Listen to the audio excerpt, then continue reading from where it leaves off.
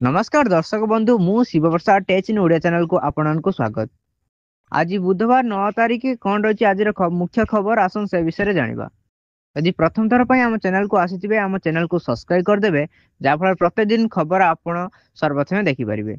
आसंतु video टिके आरंभ करबा।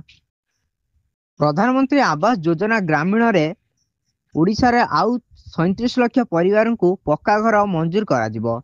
एही घोषणा आज पंचायत राज मंत्री रवि नारायण नायक कहते।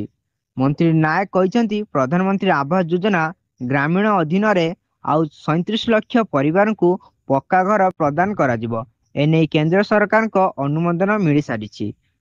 नायक कहवा अनुसार संप्रति नुआ दिल्ली गस्त समय से केंद्रीय योजना अधीन रे पक्का घर बंटन संपर्क में संपृक्त केंद्रीय मंत्री विस्तृत आलोचना करिसेंती।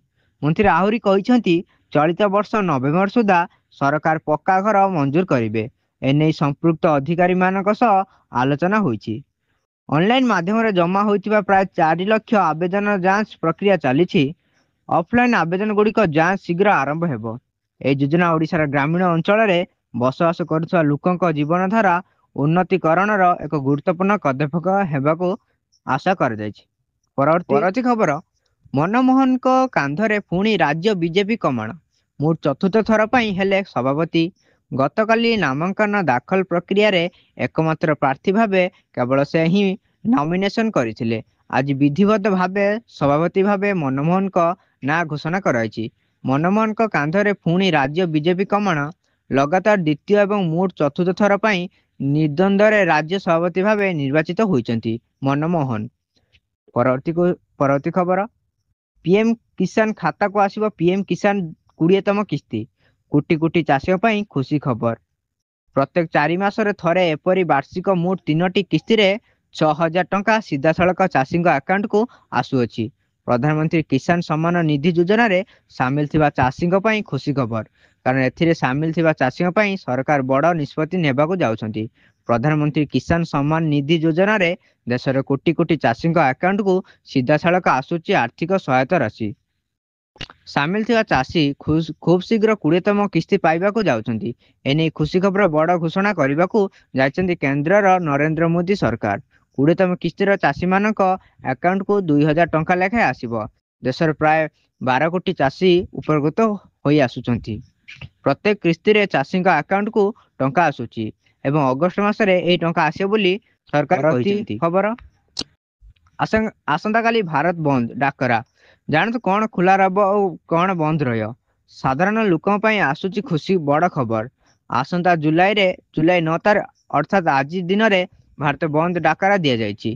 तेबे आसंतु जानिबा एही भारत बंद डाकरा किए और काहेकि देइचंती। पुणी थे भारत बंद डाकरा दि जाइए। यह डाकरा 10टी केंद्रीय ट्रेड यूनियन द्वारा दि जाइए। 9 जुलाई 2025 रे ट्रेड यूनियन गुड़िक भारत बंद पर आह्वान देइचंती।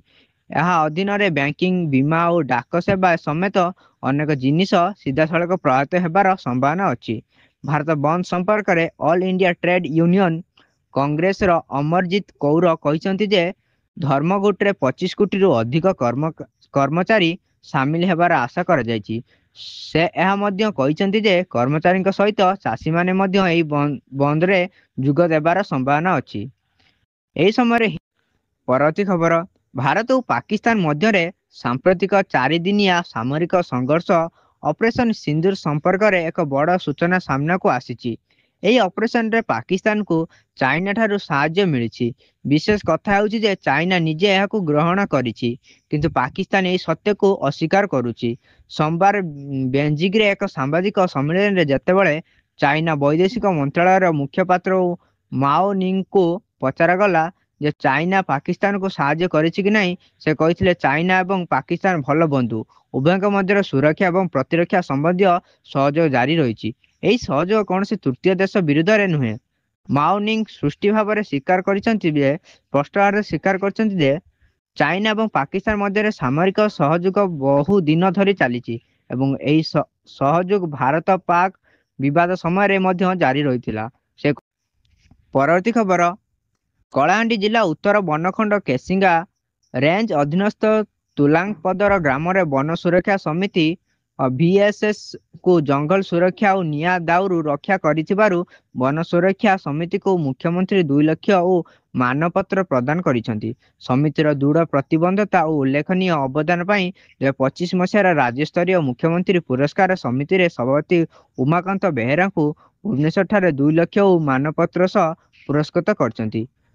परवर्ती खबर, चलित वर्ष मे मासर लगातार 3 दिन धरी चलीथिबा भारत और पाकिस्तान मध्य विवाद उपरे अमेरिकार राष्ट्रपति डोनाल्ड ट्रंप एवं एक बड़ बयान देइछंती। ट्रंप एक बड़ दाबी करिसेंती जे तांको नेतृत्व में अमेरिका भारत एवं पाकिस्तान मध्य एक बड़ युद्ध को एड़ाइबार गुरुत्वपूर्ण भूमिका ग्रहण करथिले। ट्रंप कहिसेंती जे एही विवाद परमाणु युद्ध आड़कू बढ़ी जाई थांता, किंतु अमेरिकार हस्तक्षेप एवं वाणिज्य चाप नीति जोगु परिस्थिति नियंत्रण को आसीथिला। तथापि भारत स्पष्ट करथिला जे युद्ध विरति पाकिस्तान द्वारा अपील करा जायथिला एवं एथिरे ट्रंपकर कौनसी भूमिका नहीं। यदि वीडियोटी भल लगिथिबो ताने वीडियो गोटे लाइक करदेबे एवं चैनल को सब्सक्राइब करदे, जहाँ प्रतिदिन खबर आपण एही चैनल माध्यम रे सर्वप्रथमे देखि परिबे। नमस्कार।